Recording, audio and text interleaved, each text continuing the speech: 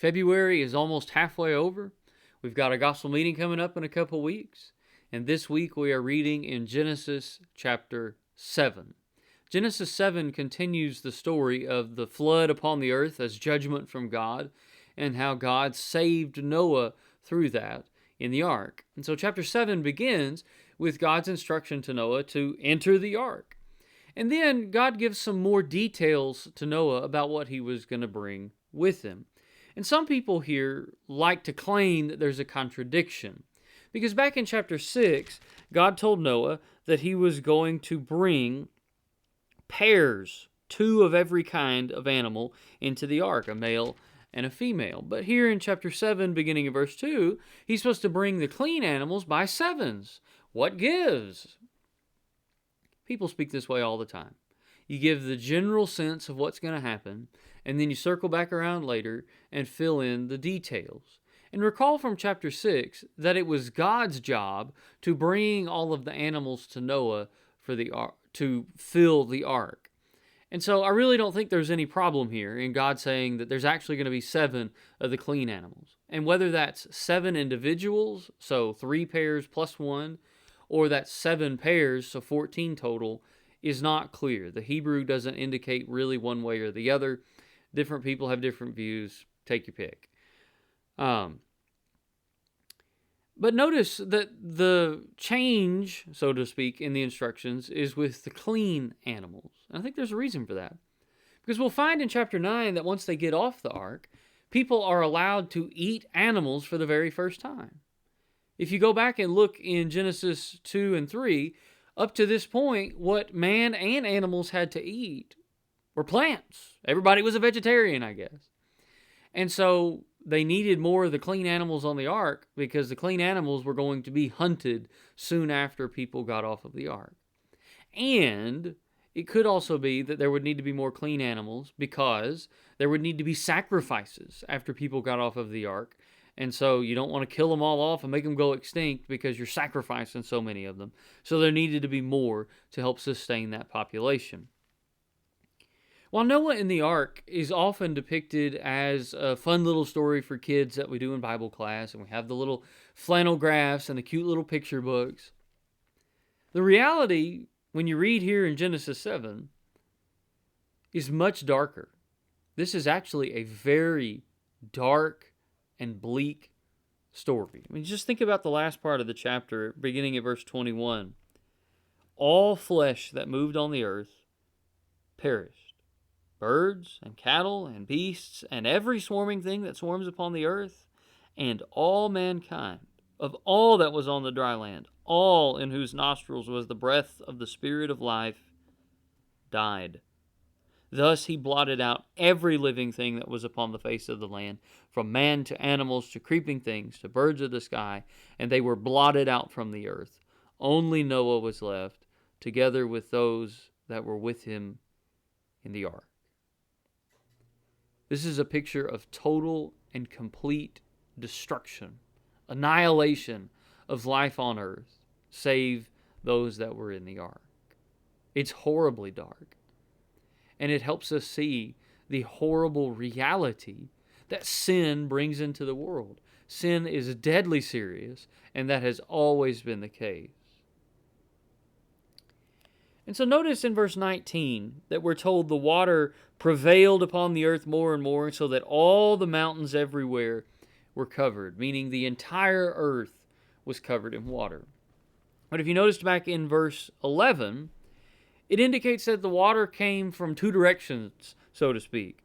That the fountains of the great deep burst open, so water coming from below, and the floodgates of the skies were opened, and so water coming from above. That's significant because that takes us all the way back to Genesis chapter 1 and verse 6 on the second day of creation. Because in the beginning, in verse 2, it says that the earth was formless and void, and darkness was over the surface of the deep, and the Spirit of God was moving over the surface of the waters. And so it seems that the earth began entirely covered in water. And then you can get down to Genesis chapter 1 and verse 6 on day 2, where God creates an expanse in the midst of the waters and let it separate the waters from the waters. And what it's talking about there is waters above, in the skies, clouds, from waters below, on the surface. And so, whenever Genesis 7 tells us that water came from below and above, and that the whole earth was covered in water, that's meant to take us back to the days of creation, all the way back to the undoing of day 2, where the waters were no longer separated, but were brought back together, and the entire earth was covered in water, and no dry land appeared. That's because the flood, as a judgment from God, was an act of uncreation.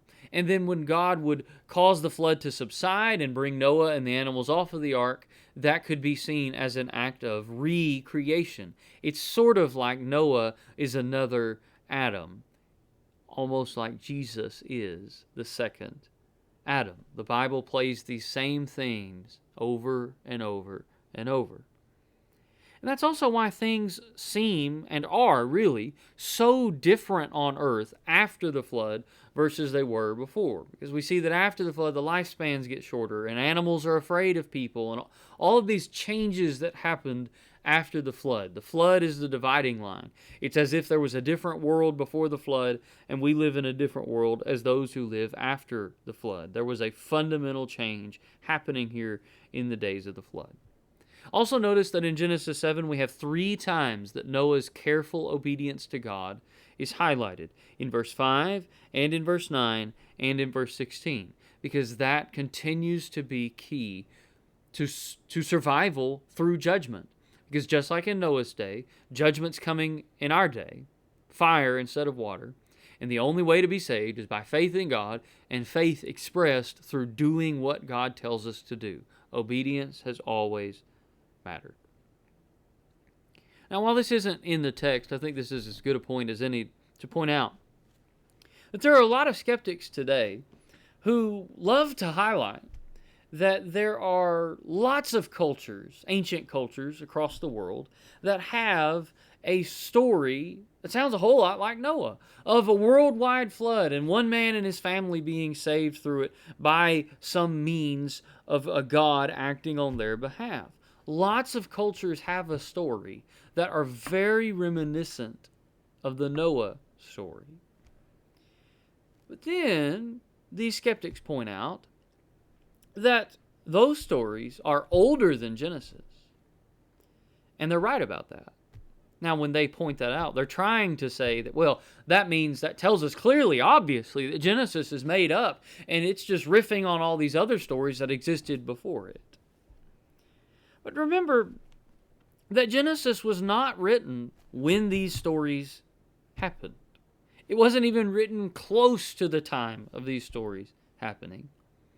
Genesis was written, with the rest of the first 5 books of the Bible, was written by Moses, which means that Genesis would have been written literally thousands of years after these things happened.